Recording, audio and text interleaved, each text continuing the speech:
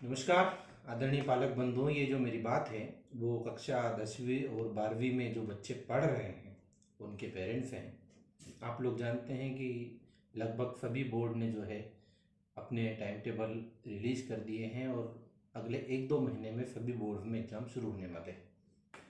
अब जो समस्याएं आ रही है बोर्ड क्लास के बच्चों को लेकर के, उसको थोड़ा सा समझने की आवश्यकता है।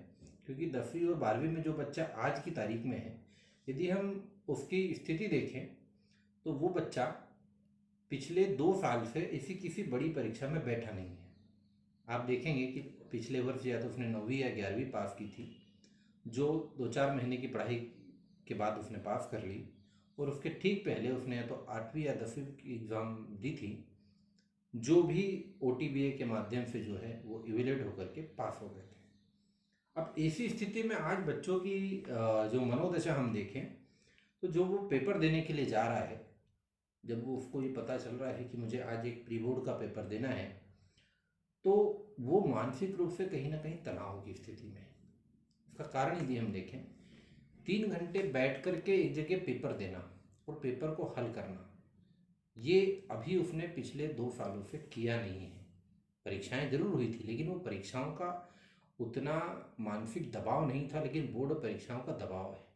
ये बच्चा अभी चिंतन की स्थिति में है, और हम जानते हैं कि बच्चे हमेशा हर समय गंभीर नहीं रहते हैं। इसलिए अभी तक जनवरी तक शायद कई सारे बच्चे ऐसे रहे जिन्होंने खूब अच्छे से पढ़ाई नहीं करी।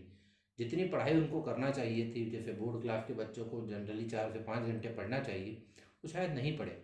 कई कारण हो सकते हैं, पारिवारिक कारण हो सकते हैं, स्वयं के कारण हो सकते हैं, बच्चे की अपनी लापरवाही हो सकती है।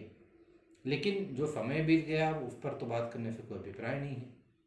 अब यहाँ से क्या किया जाए, ये बड़ा महत्वपूर्ण है, क्योंकि अगले 50 दिन इस बच्चे के लिए मील के पत्थर साबित होंगे। इन 50 दिन यदि बच्चा ठीक ठीक पढ़ लेता है तो उसके जो परिणाम हैं वो उसके लिए 10वीं और 12वीं के रिजल्ट के अच्छे रिजल्ट के रूप में आएंगे। लेकिन हमें ये भी ध्यान रखना है कि इन 50 दिनों में बच्चा बहुत अधिक दबाव में नहीं आए। तो पहला काम पालक ये करे कि पालक अपने बच्चे से चर्चा करे, उनको बैठाए कि डर किस चीज़ का है। डर इस चीज़ का है कि मैं ये पेपर नहीं कर पाऊंगा। तो नहीं क्यों नहीं कर पाएगा? जैसे हम बात करें क्रिकेट मैच की। क्रिकेट मैच में जब बाउंसर का दौर शुरू हुआ था, तो उस बाउंसर को हर बैट्समैन नहीं झेल पा रहा था। लेकिन प्रैक्टिस सेशन में नेट में वही बैट्समैन खड़ा होता था, बॉलर को कहता था कि आप बाउंसर की बॉल फेंकिए, और 1 बार 2 बार 10 बार मिस करने के बाद 11वीं बॉल पे तो वो उसको मारना सीख ही गया। धीरे धीरे करके समय के साथ वो उस हार्ड बॉल को भी मारना सीख गया। इसी तरीके से सब्जेक्ट होता है। सब्जेक्ट कोई भी डिफिकल्ट नहीं होता, सब्जेक्ट सब आसान होते हैं, लेकिन सारे सब्जेक्ट मांगते हैं प्रैक्टिस। और बच्चा इसी प्रैक्टिस से डरता है, वो इसी प्रैक्टिस में नहीं बैठ पा रहा है। आप खुद यदि अपने बच्चे का देखेंगे पिछले महीनों में, तो शायद नहीं बैठ पाया। इसी कारण उन बच्चों को अब परीक्षा से भय लग रहा है। भय बिन प्रीत न हो रे भाया, रामचरित मानस ही कहता है। तो यहाँ अब बिल्कुल उस वाक्य को चरितार्थ करने की आवश्यकता है कि अब यदि बच्चे के मन में थोड़ा सा भय आ गया है, तो अब हम उसे ये बताएं कि बेटा इस भय के कारण, इस थोड़े सा मन के अंदर तुम्हारी जो व्याकुलता है कि अब मेरा क्या होगा, आप पढ़ाई शुरू कर दीजिए। यदि ये बच्चा 50 दिन अगले 5-5 घंटे पढ़ लेता है, प्लान वे में पढ़ता है, टीचर से गाइडेंस ले जो उसके पास किया हुआ है, क्योंकि प्रश्नोत्तर तो सारे कापियों में है, सिर्फ याद करना है। हिंदी हो, इंग्लिश हो, विज्ञान हो, सामाजिक विज्ञान हो, इनमें तो वही करना होता है। गणित में सारे सवाल बच्चे ने कापी में हल कर रखे हैं, लेकिन उन सवालों को डबल वो हल नहीं कर रहा है। जब वो डबल हल करेगा तभी तो ठीक होगा। अभी हम लोग क्या करते हैं, किसान भी खेत के अंदर क्या होता है, 1 बार बखरता है, 2 बार बखरता है, उसको 1-2 बार कम से कम जमीन को ऊपर नीचे पलटा तो देना ही पड़ता है, तभी जाकर के तो अच्छी फसल निकल के आती।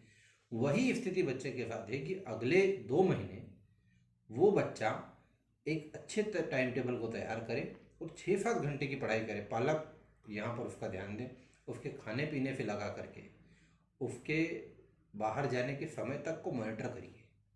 वो कब उठ रहा है, उसको कब कौन सा काम करना है।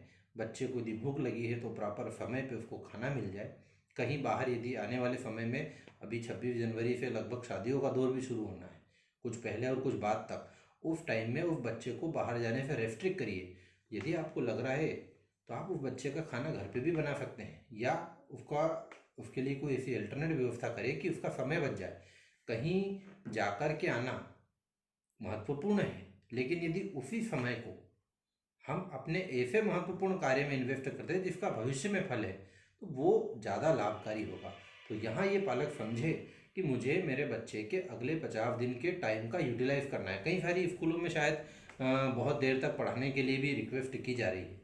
संभव है आपके पास वो व्यवस्था ना हो कि आपका बच्चा ना रुक पाए, तो घर पर भी जब वो पहुंच रहा है तो उसके घर से बाहर जाने के घंटों को कंट्रोल कर दीजिए, कैंची लगा दीजिए, बात करिए उस बच्चे के साथ कि बेटे आपको अभी पढ़ाई करना है और आपको पढ़ाई के ऊपर कॉन्सेंट्रेट करना चाहिए। ये अति अनिवार्य आवश्यकताएं हैं।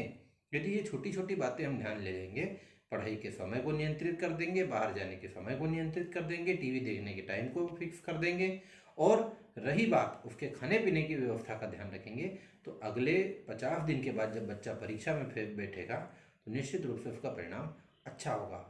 साथ ही ये कहिए कि समस्या का समाधान गुरु के पास ही होता है। आपको डरना नहीं है, आपको आपके टीचर के पास जाना है। एक बार नहीं 4 बार जाइए, उसको पूछिए, वो बताएगा। गुरु बताने के लिए ही होता है। लेकिन हम भी जानते हैं आज का ये दौर, आप भी इस बात को समझते हैं कि प्यास लगी है तो बोलना तो पड़ेगा ना व्यक्ति को। कोई टीचर को ऐसे सीधे तो नहीं पता चलेगा। इसलिए बच्चे को कहिए वो जाकर के टीचर से पूछे, एक बार नहीं 2 बार पूछे। उसे लग रहा है इससे ज़्यादा करना चाहिए तो वो उससे ज़्यादा क्लोज जाकर के टीचर से पूछे। यदि वहाँ पर भी उसको सेटिस्फेक्शन नहीं हो रहा है तो अपने सिस्टम में जाकर के अपने प्रिंसिपल को ये बताए कि मुझे अतिरिक्त और किसी टीचर से भी इसमें हेल्प चाहिए, हेल्प मिलेगी। लेकिन अगले 50 दिन मेरा सभी पालकों से निवेदन है कि बच्चों के ऊपर ध्यान दीजिए, बच्चों के समय को फिक्स कर दीजिए और उनके बेहतर रिजल्ट बनाने के लिए स्कूलों का सहयोग करिए। Thank you very much.